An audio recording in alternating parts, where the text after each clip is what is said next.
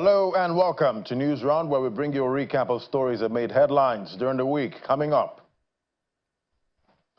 ruckus over tax reform bills at the upper chamber of the National Assembly, as some senators protest the entry of the chairman of the Federal Inland Revenue Service.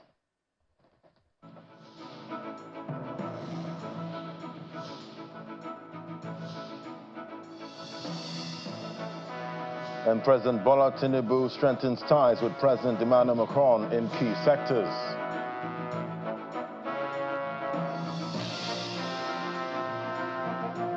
Former governor of Kogi State has pleaded not guilty to a 16-count charge bordering on alleged fraud.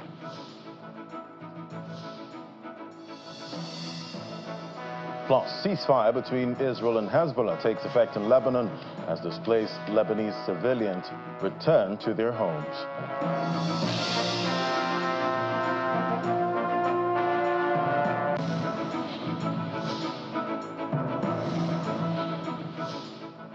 I'll begin News Round with slight drama in the upper chamber of the National Assembly. Some senators protested the entry of the chairman of a Federal Inland Revenue Service, the Director General of Budget Office, and some consultants into the chamber over the tax reform bills. The Senate leader, Senator Okpeyemi Bamidele, had moved a motion for the suspension of plenary under Order 12 to allow the team into the chamber when the outburst ensued. Senator Abdul Ningi from Bauchi Central and Senator Aileen Dume from Borno State raised objections over the Senate's decision to suspend the business of the day over the controversial tax reform bill, in spite of its validity. Our National Assembly correspondent Gloria Umezike reports. What began as a routine plenary session in the Senate quickly spiraled into a tense and dramatic affair barely an hour after lawmakers had settled for the business of the day. The session, initially scheduled to address items listed on the order paper, took an unexpected turn when the Deputy Senate President, Senator Barau Jibrin, made an announcement to suspend its rules. In conjunction with the leadership, decided to invite the chairman of FRRS and experts in tax laws to come down here to brief us about the tax bill. Let consultants tell us what is there. Let the crafters of the bill, that is FRS, tell us about the bill. We want to make it as open as possible. The move sparked immediate protests from some senators who raised strong objections. I don't see anywhere whereby the senators should allow these people to come here and make the kind of interactions they so want. Committees of the Senate and Appropriation can invite for the interaction of this manner, no, but not the Senate in session.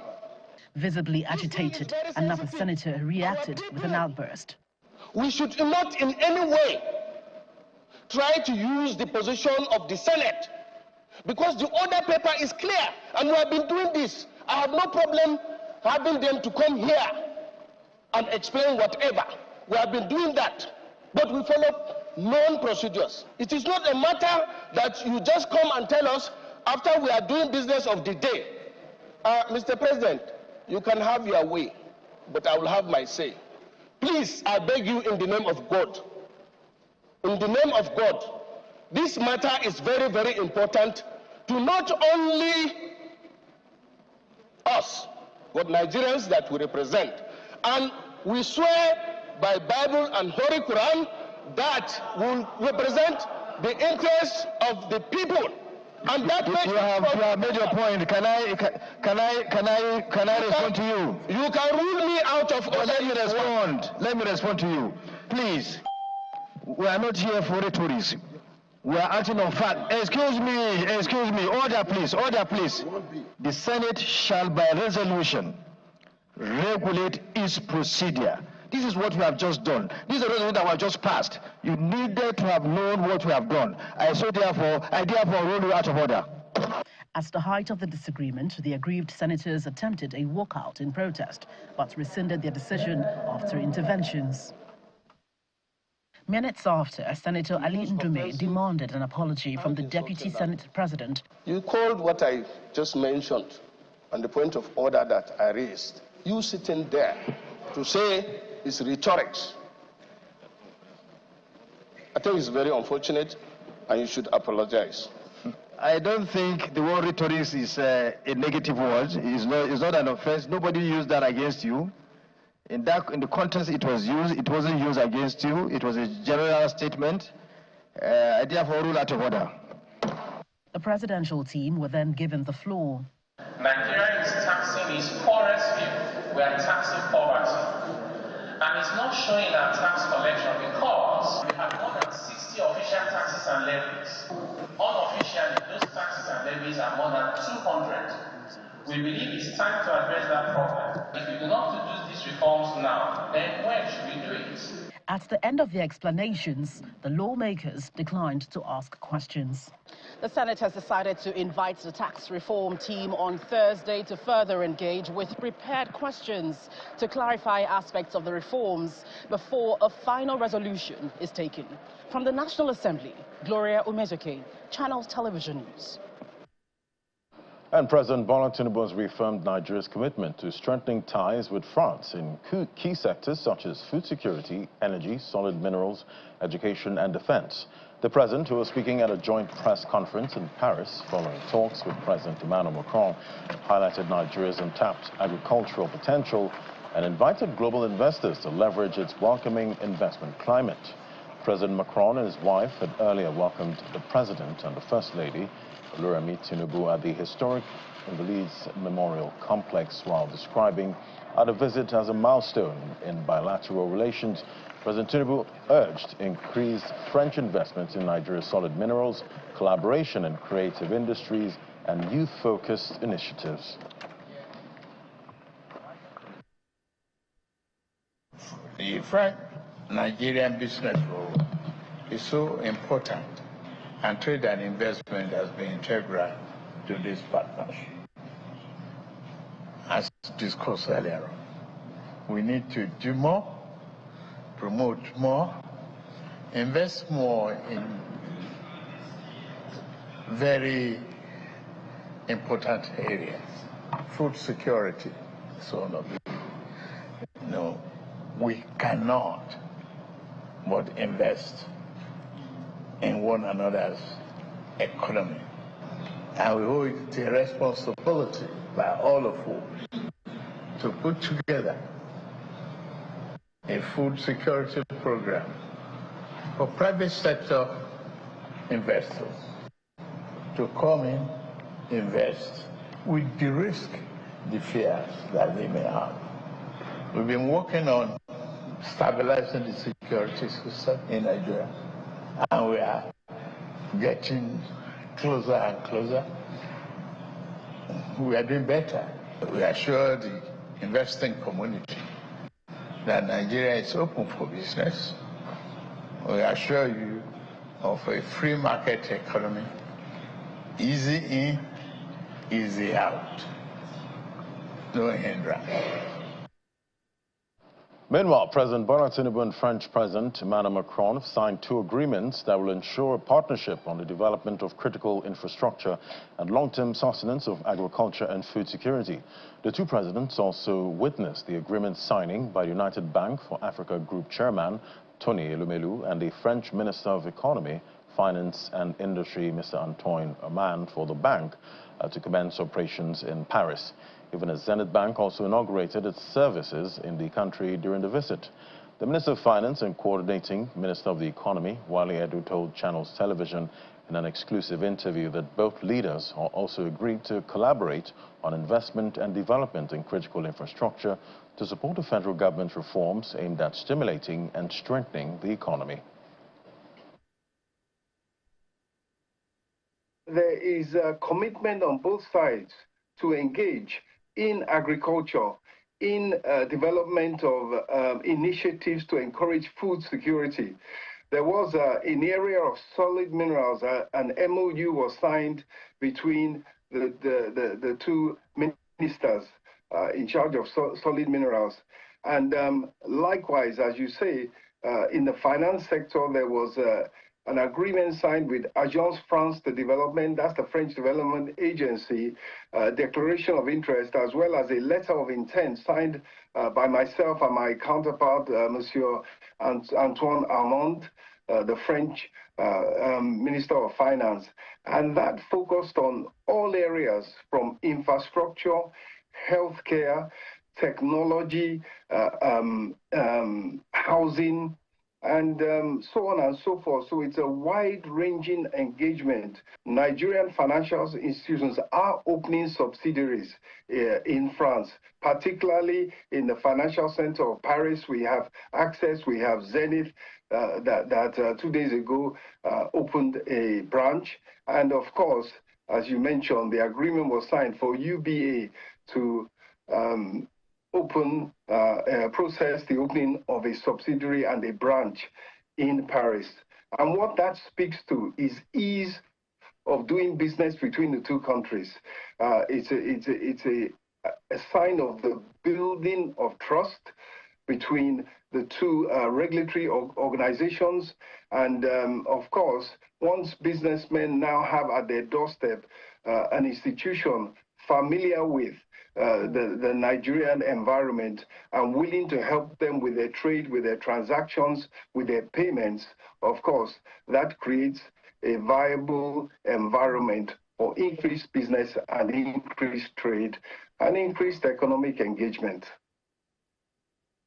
Another hot story this week, the General Counsel of the World Trade Organization reappointed Dr. Ngozi Okonjo-Iweala as Director General for a second four-year term set to begin on the 1st of September 2025. The Council say the consensus decision to reappoint Dr. Okonjo-Iweala reflects broad recognition of her exceptional leadership and strategic vision for the future of the WTO. While acknowledging the trust and support of the WTO General Council and its 166 members, Dr. Okonjo-Iweala recognized the vital role the WTO has played in helping members navigate pressing global challenges despite unprecedented levels of uncertainty and rapid economic shift. The WTO DG says she remains firmly committed to delivering results that ultimately improve the lives of the people around the world. So that is what No additional nominations were submitted by the November 8th deadline, leaving Dr. Okonjo-Iweala as the sole candidate. I commend Dr. Ngozi Okonjo-Iweala for her outstanding leadership during her first term. Amid significant global economic challenges, she strengthened the WTO's ability to support its members and set a forward-looking agenda for the organization. Her leadership was instrumental in securing meaningful outcomes at the pivotal moments, including the 12th and 13th ministerial conferences, MC12 and MC13, where major milestones were reached. So the decision to reappoint Dr. Okonjo-Iweala reflects the members' confidence in her leadership and her vision for the WTO. This successful process reinforces the organization's ability to address global challenges effectively, as members show that they are focused on delivering results and getting the job done at the time when the world is grappling with major issues such as geopolitical tension, economic uncertainty, and climate challenges. It's fortunate that the WTO has a leader like Dr. Okonjo-Iweala, who can help guide the organization to achieve these critical objectives when leadership is most needed. I'll stop there. Thank you, Peter. DG. Thank you, Ismaila. I think that the General Council Chair has said it all. All I have to say is that I'm grateful to the membership for the election to a second term. We have a full agenda to deliver for the people of this world that we are here working for and for the planet.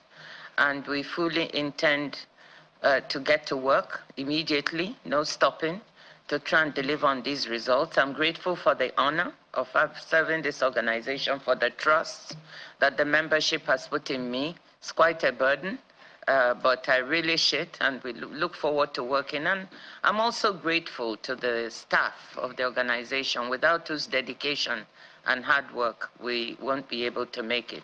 So that is what I'd like to say. Thank you for that honor, and let's get to work. Welcome back. Well, to the courts now. Former Governor of Yahaya Bello of Kogi State has pleaded not guilty to a 16-count charge bordering on alleged fraud. The Economic and Financial Crimes Commission had arraigned Mr. Bello on the charges at the Federal Capital Territory High Court, Abuja. His counsel, Mr. Joseph Daudu, subsequently moved his application for bail, and the trial judge, Justice Marian Aneni, adjourned the case to December 10th for ruling. In the meantime, the judge ordered that the defendants be remanded in the custody of the EFCC. Our correspondent Emanuela Ekele reports.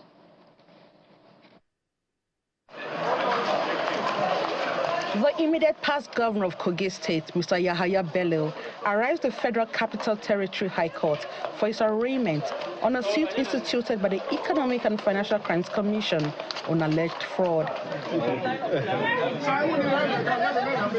He acknowledges greetings from his supporters and makes his way into the very filled courtroom, consisting of lawyers and his supporters. However, the case could not proceed as the trial judge, Justice Marian Aneni, asked for order in the courtroom before proceeding. She left the room for order to be restored. Eventually, order was restored and the judge commenced the case. The former governor is arraigned with two other suspects, and when the charges were read to them, they pleaded not guilty.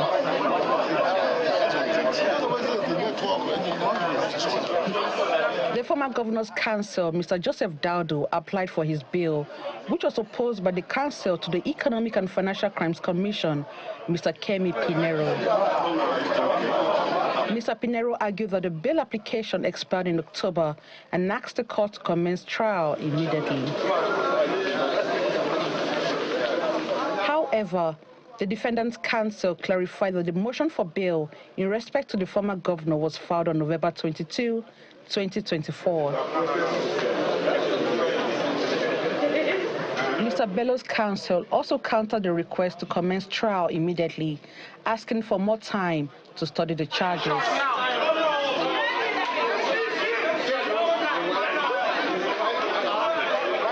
Justice Aneni adjourned ruling on the bail application to December 10 and directed that the three defendants should remain in EFCC custody. Emanuela Ekele, Channels Television News.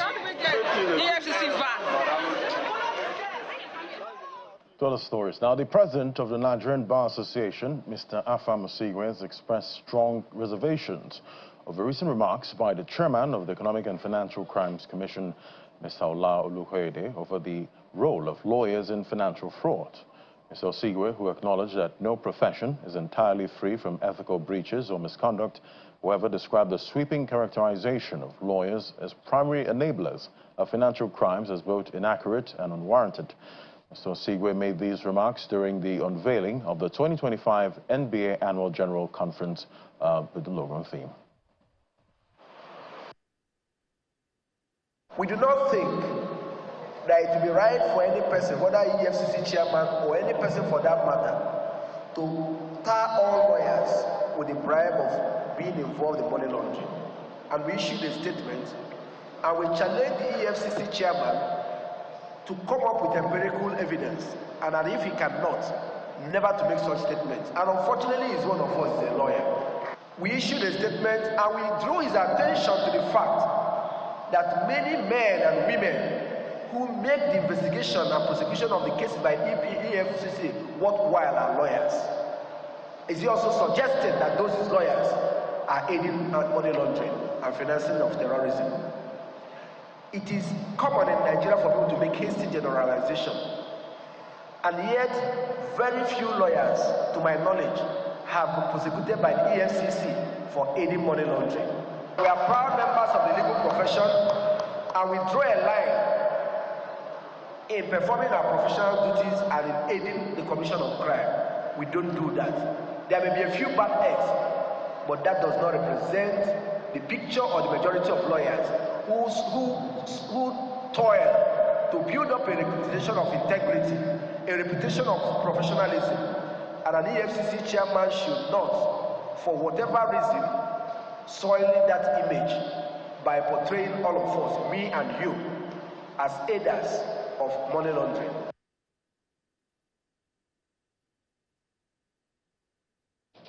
Meanwhile, the absence of Justice Yang Ekwo of the Federal High Court Abuja stalled a 50 billion naira suit filed by leader of the proscribed indigenous people of Biafra, Mr. Nnamdi Kanu, against the federal government. The matter could not proceed earlier in the week because Justice Ekwo was on an official engagement. The case was subsequently fixed for February 11, 2025 for further mention. Mr. Kanu's counsel, Aloy Ejimako, had in one of the proceedings told Justice Ekwo that he had filed a notice for a change of counsel. Mr. Ejimako told the court that he would be taking over the case from Mike Ozekome, who filed the suit on April the 7th, 2022. Mr. Kanu had sued the Federal Republic of Nigeria and Attorney General of the Federation as first and second defendants of allegations bordering on violation of his rights, alleging that he was kidnapped from Kenya and brought back to Nigeria to stand trial.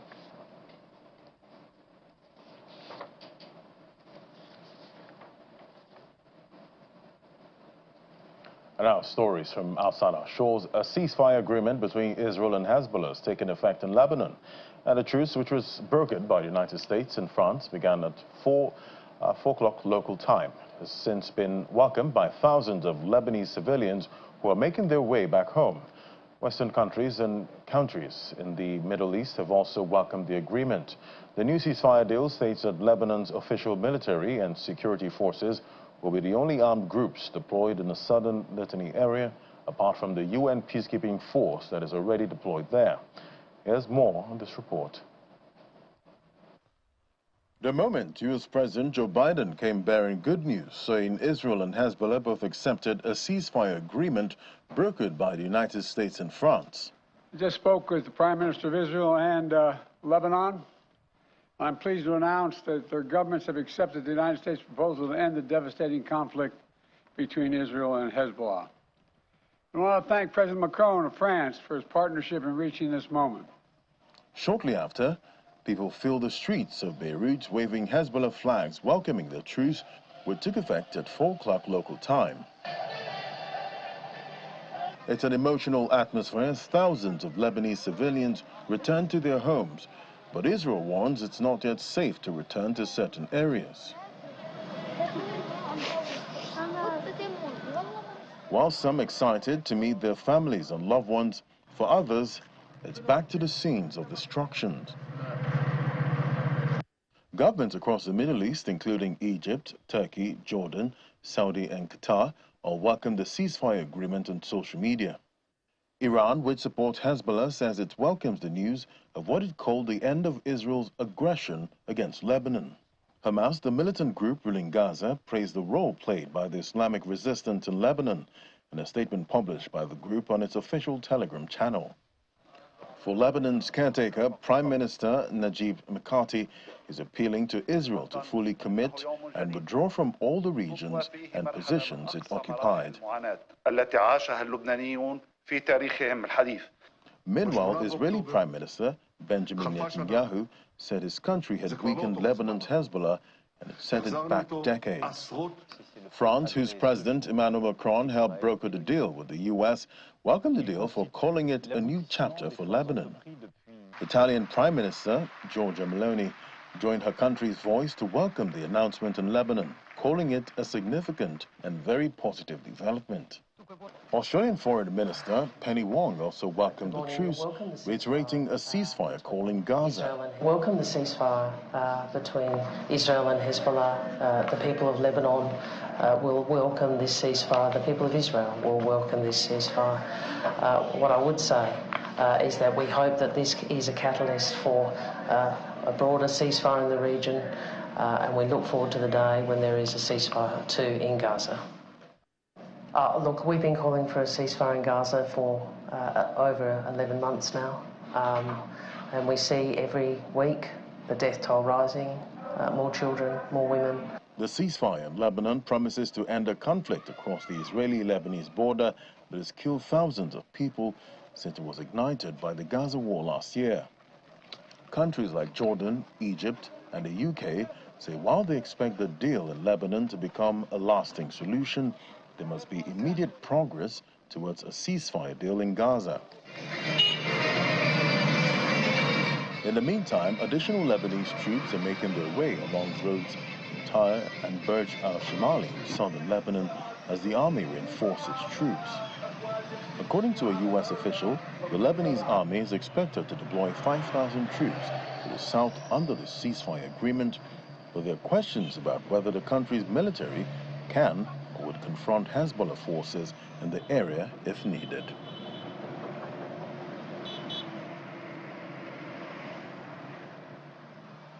And those were the top stories for this week. Thank you for watching. I'm Ladi Williams. Bye for now.